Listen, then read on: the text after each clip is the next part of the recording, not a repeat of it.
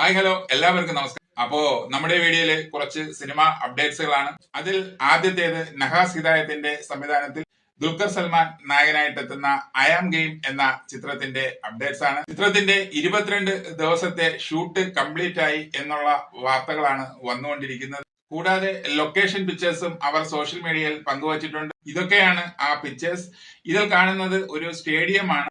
അപ്പോ action sports drama movie ആയതുകൊണ്ട് തന്നെ സ്പോർട്സുമായി ബന്ധപ്പെട്ടിട്ടുള്ള സീനുകളായിരിക്കും ആദ്യം അവർ ചിത്രീകരിച്ചിട്ടുണ്ടാവുക. അതായിരിക്കാം ഈ സ്റ്റേഡിയത്തിന്റെ ലൊക്കേഷനൊക്കെ കാണിച്ചിരിക്കുന്നത്.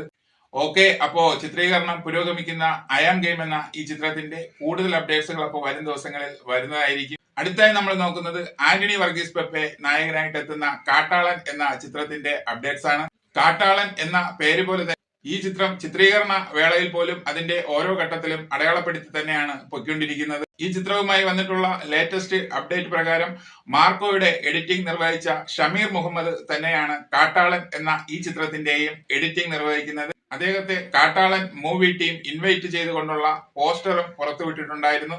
മാർക്കോയ്ക്ക് പുറമെ ഷമീർ മുഹമ്മദ് എഡിറ്റ് ചെയ്തിട്ടുള്ള ചിത്രങ്ങളാണ് ARM, അതുപോലെ തന്നെ മാളികപ്പുറം, അങ്കമാലി ഡയറീസ്, അതുപോലെ ചാർലി എന്നീ സൂപ്പർ ഹിറ്റ് ചിത്രങ്ങളിലൊക്കെ എഡിറ്റ് ചെയ്തിട്ടുള്ളത് സമീർ മുഹമ്മദ് ആണ്. മലയാള സിനിമയിൽ ഇത് ആദ്യമായിട്ടാണ് ഒരു ആനയും അതുപോലെ തന്നെ നായകനും തമ്മിലുള്ള ഇത്രയും വലിയ ഒരു പോരാട്ടം സിനിമയായി അവതരിപ്പിക്കുന്നത്. അപ്പോ കാട്ടാളന്റെ കൂടുതൽ അപ്ഡേറ്റ്സ് വരും ദിവസങ്ങളിൽ വരുന്നതായിരിക്കും. അടുത്ത അപ്ഡേറ്റ്സ് എന്ന് പറയുന്നത് ജിത്തു ജോസഫിന്റെ സംവിധാനത്തിൽ ബിജു മേനോനും അതുപോലെ ജോജു ജോർജും പ്രധാന കഥാപാത്രങ്ങളിൽ എത്തുന്ന വലതുവശത്തെ കള്ളൻ എന്ന ചിത്രത്തിന്റെ പൂജ നടക്കുകയാണ്.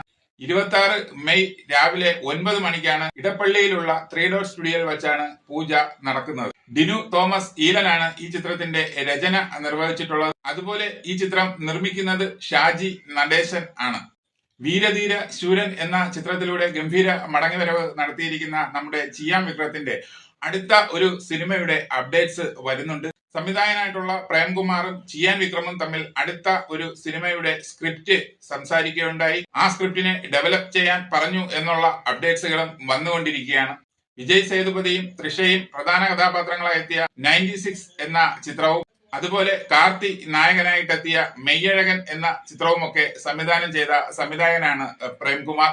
അപ്പോ ഈ ചിത്രത്തിന്റെ കൂടുതൽ അപ്ഡേറ്റ്സുകൾ വരും ദിവസങ്ങളിൽ വരുന്നതായി. ഓക്കെ, അപ്പോ കൂടുതൽ സിനിമാ വിശേഷങ്ങളുമായി നമുക്ക് മറ്റൊരു വീഡിയോയിൽ കാണാം. Okay, thank you, by.